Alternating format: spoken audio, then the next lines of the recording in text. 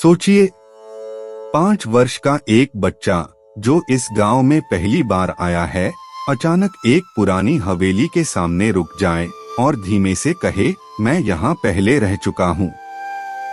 वह बंद दरवाजे के पीछे बने आंगन का वर्णन करे, उस कमरे की दिशा बताए जिसे उसने कभी देखा ही नहीं। क्या यह बच्चे की कल्पना है, किसी सुनी हुई कहानी का असर, या ऐसी स्मृति की परछाई जिसका संबंध उसके वर्तमान जीवन से नहीं? यदि नया जन्म एक नई शुरुआत है, तो पुराने जीवन की स्मृतियां कहाँ जाती हैं? क्या वे मिट जाती हैं या मन की किसी गहरी तह में सोई रहती हैं? पिछले अंक में हमने जाना कि विस्मृति नए जीवन को अतीत के बोझ से बचाती है, लेकिन आज का प्रश्न उससे भी गहरा है। क्या कभी वह पर्दा क्षण भर के लिए उठ सकता है? प्रभु, यदि माया पिछले जन्म की स्मृतियों को ढक देती है, तो कुछ लोगों को अनजाने चेहरे, स्थान या घटनाएं अपनी सी क्यों लगती हैं?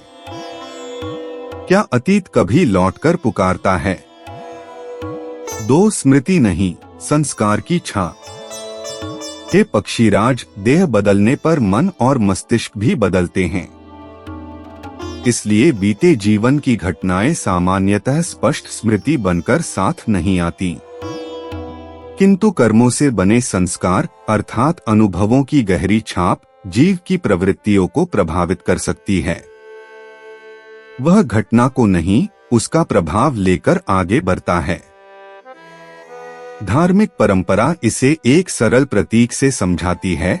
मुहर आगे बढ़ जाती है, पर उसकी छाप मोम पर रह जाती है। उसी तरह कथा भूल सकती है, संस्कार बने रह सकते हैं। तो क्या हर अचानक उठने वाला भय, हर सपना या किसी स्थान से अनजाना लगाव पिछले जन्म का प्रमाण माना जाए? नहीं, गरुड़, संकेत और प्रमाण एक नहीं होते। मन कल्पना भी करता है, सुनी बातों को जोड़ता भी है और कभी कभी संयोग को अर्थ भी दे देता है। इसलिए विवेक आवश्यक है। कुछ आध्यात्मिक परंपराएं मानती हैं कि बहुत गहरी छाप अनुकूल परिस्थिति मिलने पर स्वप्न, सहज पहचान या असामान्य आकर्षण के रूप में उभर सकती है, जैसे मिट्टी में सोया बीज समय आने पर अंकुरित हो। 3 मन की पहेली। कभी कोई सपना बार बार लौटता है, कभी कोई जगह पहली भेंट में ही परिचित लगती है, कभी बिना सीखे किसी कला की ओर असाधारण आकर्षण जागता है। ऐसे अनुभव मनुष्य को भीतर तक हिला सकते हैं। प्रश्न उठता है, मैंने यह पहले कहाँ देखा? यह धुन मुझे क्यों पहचानती हुई लगती है? धार्मिक दृष्टि इसे संस्कार की संभावित प्रतिध्वनि कह सकती है, पर यह कहना कि हर प्रतिभा पिछले जन्म से ही आती है, न तो आवश्यक है न सिद्ध। इसी तरह पानी या ऊंचाई से असामान्य भय के अनेक कारण हो सकते हैं। बाल्यकाल का अनुभव, चिंता, सीखी हुई प्रतिक्रिया या कोई ऐसी स्मृति जिसे मन स्पष्ट रूप से पहचान नहीं पाता। यदि कोई गहरी छाप वास्तव में बची भी हो, तो वह प्रायः पूरी चलचित्र जैसी स्मृति नहीं होगी। वह रंग, गंध, चेहरा, भय या अपनापन इन छोटे टुकड़ों में महसूस हो सकती है। प्रभु, जब अनुभव इतना निजी और धुंधला हो, तो मनुष्य सत्य की खोज कैसे करे बिना स्वयं को भ्रम में डाले? 4 आधुनिक दृष्टिकोण स्मृति कैसे बनती है? आधुनिक मनोविज्ञान स्मृति को कैमरे की रिकॉर्डिंग नहीं मानता। हर बार याद करते समय मस्तिष्क अनुभव को फिर से रचता है और उस पुनर्निर्माण में नई जानकारी जुड़ सकती है। बच्चा परिवार की कोई कहानी सुन सकता है, किसी चित्र या वीडियो की झलक देख सकता है और समय के साथ स्रोत भूलकर उस जानकारी को अपना अनुभव समझ सकता है। बार बार पूछे गए संकेत देने वाले प्रश्न भी उत्तर को बदल सकते हैं। क्या तुम वहां रहते थे? और तुम्हें क्या याद है? इन दोनों प्रश्नों का प्रभाव एक जैसा नहीं होता। कभी डेजा वू में वर्तमान क्षण पहले से घटा हुआ लगता है। यह अनुभूति वास्तविक होती है, पर अकेले इससे पिछले जन्म का निष्कर्ष नहीं निकाला जा सकता। यदि कोई बच्चा ऐसी बातें कहे तो सबसे समझदार तरीका है शांत रहना, उसके शब्द ज्यों के त्यों लिखना, प्रश्नों से उत्तर न सुझाना और किसी भी दावे की स्वतंत्र जांच करना। आध्यात्मिक परंपरा और आधुनिक मनोविज्ञान इस रहस्य को अलग अलग दृष्टि से देखते हैं। अभी ऐसा कोई सार्वभौमिक वैज्ञानिक प्रमाण नहीं है जो हर कथित स्मृति को पुनर्जन्म सिद्ध कर दे। 5. यदि स्मृति लौट आए तो?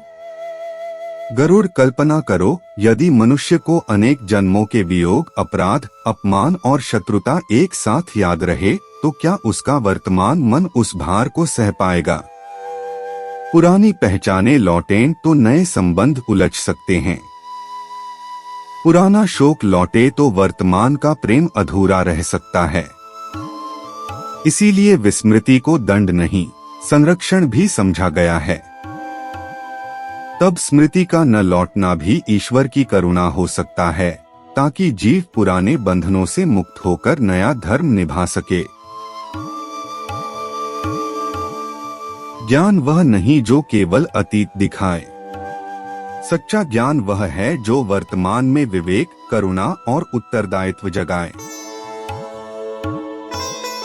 मान लीजिए विवेक की बातें जांच में सही निकलें, तब भी उसका जीवन हवेली में नहीं, उन हाथों में है जो आज उसे थामे हुए हैं। अतीत प्रश्न दे सकता है, जीवन का उत्तर वर्तमान में बनता है। पिछली स्मृति यदि लौटे भी तो उसे जिज्ञासा की तरह देखें, पहचान की जेल की तरह नहीं। पुरानी चाबी हर नए द्वार के लिए नहीं होती। 6 प्रमाण से अधिक महत्वपूर्ण है परिवर्तन। किसी असामान्य अनुभव के कम से कम 3 संभव अर्थ हो सकते हैं: आध्यात्मिक संस्कार, मन द्वारा बनाई गई स्मृति, या ऐसा रहस्य जिसका उत्तर अभी हमारे पास नहीं। इसलिए हमारा मापदंड केवल यह नहीं होना चाहिए, क्या यह सचमुच मेरा पिछला जन्म था? बेहतर प्रश्न है, यह अनुभव मुझे आज कैसा मनुष्य बना रहा है? यदि कोई भय है तो उसका उपचार कीजिए। यदि कोई अनजाना आकर्षण है तो उसे सीखने की प्रेरणा बनाइए। यदि कोई पीड़ा है तो उससे दूसरों की पीड़ा समझना सीखिए। क्योंकि चाहे पुनर्जन्म की स्मृति सिद्ध हो या न हो, वर्तमान कर्म का प्रभाव स्पष्ट है। हमारी दया किसी का दुख घटाती है, हमारा क्रोध किसी का जीवन भारी करता है।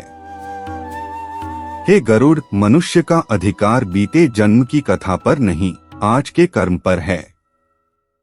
वर्तमान को शुद्ध करो, यही भविष्य की दिशा बदलने का द्वार है। नारायण, अब मैं समझा। अतीत की स्मृति से बड़ा है वर्तमान का जागरण। जो आज सचेत है वही अपने कल को बदल सकता है। 7 उत्तर अधूरा, दिशा स्पष्ट।